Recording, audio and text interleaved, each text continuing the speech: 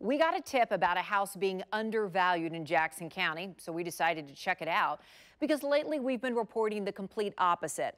Homeowners nailed and paying double, triple, or even quadruple in taxes, all in the name of fair market value. So we were curious to learn about the exact opposite. This property photo looks pretty boring. A simple dirt, maybe gravel road. Here's the street map and the aerial photo. Nothing shown here by Jackson County grabs attention. It's boring, and if you didn't know better, you probably wouldn't look any further. But we did. We sent Chopper 5 to see why someone felt farmland was worth investigating. Check this out. This is the main house. There's also a caretaker's cottage. The pool is pretty snazzy, too. There appears to be a pool house, or maybe it's a cabana. It's tough to tell from this view. What do you think this property is worth? Well, we'll get to that in a minute. This property sits on almost 40 acres. There's a fancy water tower, a bridge, and gates. Remember, Frank White and his appointed assessor say it's their job to bring things to market value.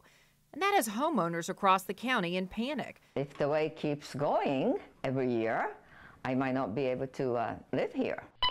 So I opened it. I was watching the Royals game. I almost fell out of my chair. But Frank White has even doubled down on this assessment, refusing to answer questions at times. I wanted to show you something that we found at 36th and Charlotte on the assessment. Do you have a moment to talk about it? No, I don't. If you ask regular questions, I'll talk to you, but not like you're asking. With information? We've done 13 reports on property taxes because it's been such a mess. I saw one bill that jumped 473%. What did you think when you opened your tax bill? I nearly fainted. A whistleblower let us know the county stopped using full MLS data. They don't know the market value. The market value is on MLS. We've shown you how assessments are uneven, even inside the same neighborhood. I realized that the whole process was fundamentally flawed. And we've also revealed how information on houses is sometimes wrong. I know I don't live in 3,300 square feet.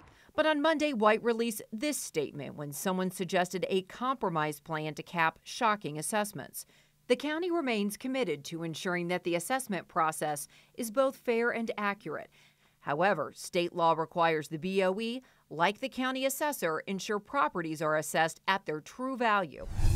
For whatever reason, that doesn't seem to be the case here when you follow that dirt road from up above. I contacted 3 independent real estate agents who agreed this home would be tough to price because it's so unique and amazing. 2 agreed it's worth at least $2 to $3 million. A third realtor didn't even want to guess. All agree it's a far cry from the county value of $690,000. That's right.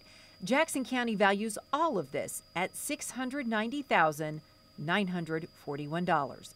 And last year the value was $450,000. This is what realtors had to say about it. The owners of this property are getting a major break on their property taxes. I'm very surprised the county failed to assess it correctly, especially since this one property alone would bring in a significant amount of money into the county coffers. It's just another reason why the assessor's department should start all over, using the multiple listing service, and not try to raise values in one single swoop. It makes you wonder how many others in the county are undervalued. That's just not right. We kept digging and discovered this property is owned by Ken McLean. He's a powerful lawyer and developer in Jackson County.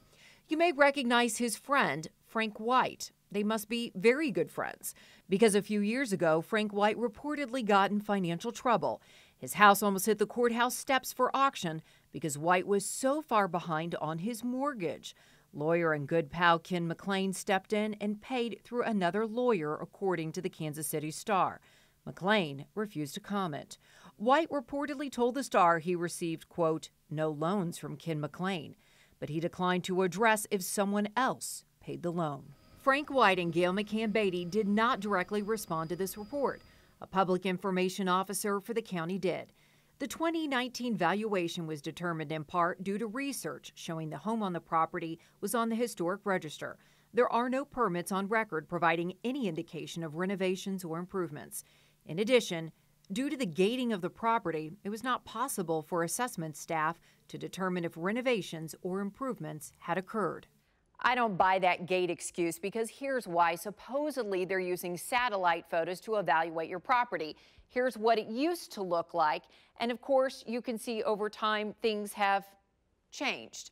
As for Ken McLean, we did try to contact him. We called and we sent an email to his office, but we never heard a response.